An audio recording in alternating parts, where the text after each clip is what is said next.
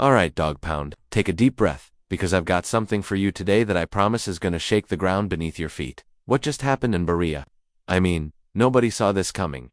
Zero leaks, zero rumors, just shockwaves, silent ones. Sure, but if you know this team, if you really know the Browns, then you know that these quiet maneuvers we just witnessed might be the very foundation of a complete transformation. I'm talking about changes so strategic, so under the radar that by the time the rest of the NFL figures it out, we'll already be 2 steps ahead. And if you've ever felt like this franchise was stuck in a cycle of missed opportunities, weird resets, and wasted talent, you need to hear what just went down. A beloved veteran just got hit with news that reportedly stunned the entire locker room. And then, boom, social media lights up like wildfire. Everybody's speculating, everybody's reacting. But while the rest of the football world scrambles to catch up, I'm sitting here with you, breaking it all down, piece by piece. So do me a favor, pull up a chair, make sure you're subscribed, and hit that like button, because what we're diving into today, it's not just spicy, it's game-changing. Now I want to start with something that might not grab headlines at first glance. It's not flashy. It's not the kind of update that hits the ESPN ticker with breaking news graphics. But if you're a real Browns fan, you live and breathe this team like I do, then you know front office changes like these are where dynasties quietly begin. 8 brand new hires, 7 internal promotions. And no, that's not just HR doing paperwork. That's a rewire. That's the Browns reprogramming their entire football operations structure from the inside out. This isn't just about getting new faces in the building. It's about creating an entirely new culture and identity. One that's strategic, deliberate, and built for sustainability. Let's start with James Cook. He's now our Senior Director of Player Development. And I can't stress this enough. This is not just another former coach getting a comfy office job. Cook has a global football resume. He's one of those rare minds who's touched just about every edge of the NFL's global expansion efforts. He came up through the NFL Academy, was part of the International Player Pathway Program, and even helped build up NFL Africa. The man played quarterback for Team Great Britain. That's right, he's seen football through a completely different lens. And now he's here to guide our players not just through practice and film sessions, but through life. This is about character development, leadership, resilience. We're talking about building a team that's not just physically prepared, but mentally sharp and emotionally grounded. Then there's Sean Heinricher, who's making his return to Cleveland. And let me tell you something, this guy is a heavyweight in scouting. He's been around the league for over 30 years, collecting Super Bowl rings and shaping rosters from Green Bay to Las Vegas. And now, he's ours. He's stepping in as a college scouting advisor, and that couldn't come at a better time. We've taken our fair share of lumps in recent drafts. We've missed on some guys we should have hit on. Heinricher brings stability and wisdom to that war room. He's a power move all by himself. But that's not all. We've got 3 assistant scouts coming in. Josh Meyer, Andrew Nimasafa, and Ryan Smith. Now, I know assistant scout might not sound like a big deal, but these guys aren't just bodies filling cubicles. One of them is a former Ohio State offensive lineman. All 3 are fluent in analytics and data science. They're here to do more than just watch tape. They're here to tear apart trends, dissect tendencies, and help us build a defense that smothers teams and an offense that picks defenses apart like surgery. Then we go even deeper. We're talking about the tech revolution happening right under the hood in Berea. Enter Evan Stamasai and John Michael Tran, 2 software developers who are here to completely overhaul how we operate from a data standpoint. And this isn't just about making a flashy website or some game day app. One of these guys worked with NASA, the other helped build coaching technology for the Dallas Stars. They're not just smart, they're forward-thinking. Cleveland is now treating data like its own playbook. Everything we do, every route, every rep, every rehab session is going to be measured, tracked, and optimized. And capping off this tech movement is Ethan Weissman. His job? Turn raw data into real strategy. He's breaking down opponents using PFF and XOS, feeding that intel directly to Stefanski and the coaching staff. We're not just collecting information anymore, we're weaponizing it. And I haven't even gotten to the promotions yet, which might be the most telling part of all this. Abdul Aliel, once an intern back in 2015, is now our director of player personnel. That's not just a feel-good story. That's a blueprint for how to grow talent from within. That's a culture shift. When you start rewarding loyalty and promoting from within, you create stability. You create trust. Tom Dano and Mike Kuberski, they're inching closer to having real influence in our draft room. They've earned it. They've been in the trenches with this team, and now they're helping shape the future. And then there's Abby Prodont, who's taking over our tech infrastructure. A woman leading systems engineering in an NFL franchise that is rare. It tells me we're not just trying to keep up with modern football. We're trying to define it. You see, while other teams are still stuck in the past, juggling playbooks and clipboards, Cleveland is wiring digital sensors into its foundation. We're becoming a team that doesn't just react, we predict. And that's next level vision. Now, let's shift to the field. Because I know y'all want to talk about the rookies. And sure, everyone's been buzzing about Shedeur Sanders and Dillon Gabriel. They've got talent, they've got storylines, but the player I'm zeroing in on is the one who might quietly become the guy. That's Quinshon Judkins. He's not blowing up fantasy boards yet. He's not on every NFL podcast, but he should be. Because this dude might be exactly what Cleveland's been searching for. Analyst Lance Reisland said it plain and simple. I think it's Judkins. He's that confident. And after looking at the tape, I can see why. Judkins doesn't miss. 3 straight seasons with over 1,000 yards. 14+ touchdowns every single year. Across the SEC and the Big Ten. No slumps, no excuses. Just pure, consistent production. And that's not even the most exciting part. Reisland made a point that really stuck with me. Judkins dominates first down. That's the overlooked art. 4 to 6 yards on first down doesn't make the highlight reel, but it flips the entire game script. Suddenly the whole playbook is open. Suddenly your opponent's defensive coordinator has to guess. That's what Judkins brings down. Consistency that sets the tone. And get this, he might be the future after Nick Chubb. Now don't misunderstand me, Chubb isn't just a player. He's the spirit of this offense. But we've got to prepare. We've got to be ready. And Judkins looks like he's up to the task. Strong, explosive, hungry. He's not trying to be Chubb, he's trying to make his own name. And let's not forget about Dylan Sampson, our 4th-round gem out of Tennessee. This guy is lightning. In a bottle, 1,491 yards, 22 touchdowns in one season.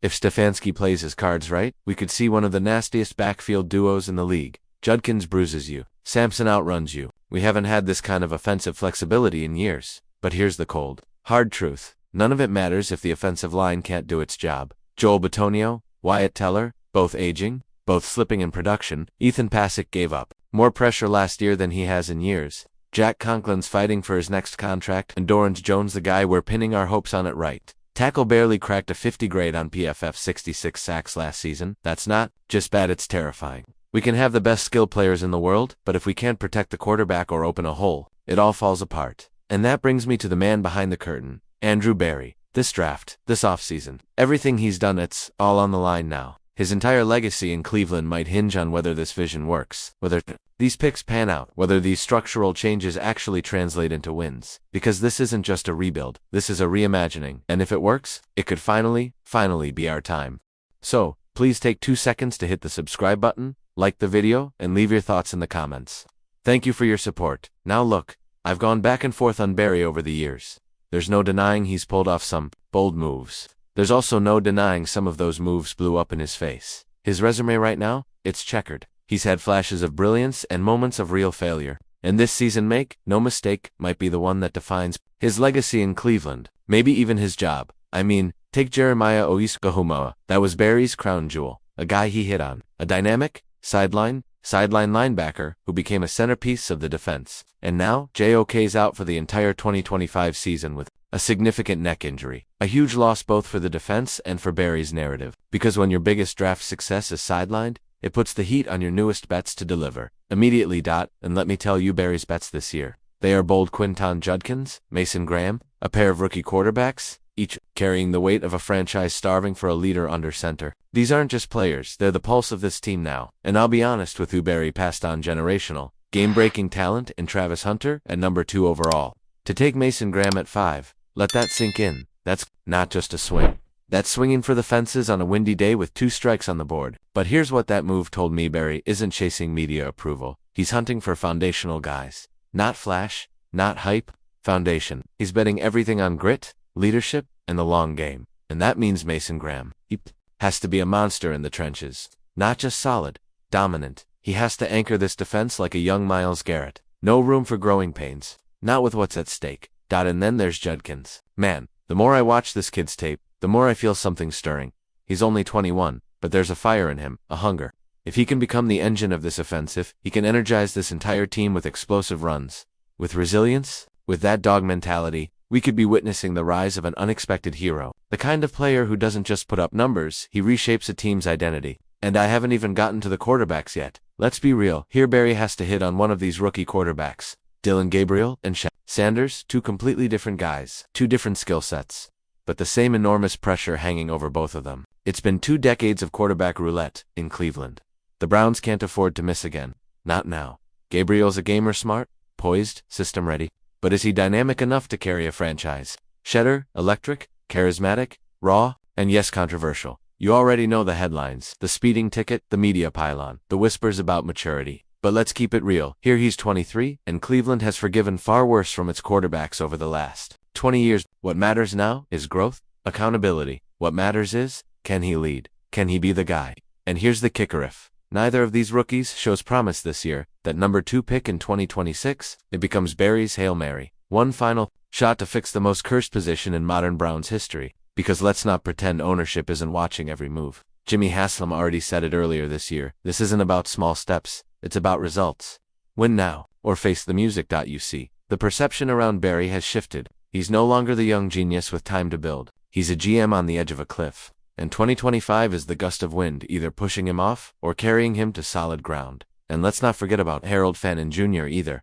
This dude broke records, but now he's got to step up and become the guy in a thin, underwhelming receiving corps. He can't just be a matchup nightmare. He needs to be a week in, week out force. A leader, If he doesn't step into that role, this offense could stall out real fast. So Yathas isn't just another year. This is a turning point. Everything Barry's done, the picks, the trades, the massive swing on Deshaun Watson, it all comes to a head now, and let's talk about that Watson deal. Look, I was hopeful. We all were. But at this point, some insiders are already calling it one of the worst trades in league history. And you know what? It's hard to argue. The drama, the cap hit, the inconsistent play, the silence, the awkward distance from the team, it's all building to something, and it doesn't feel good.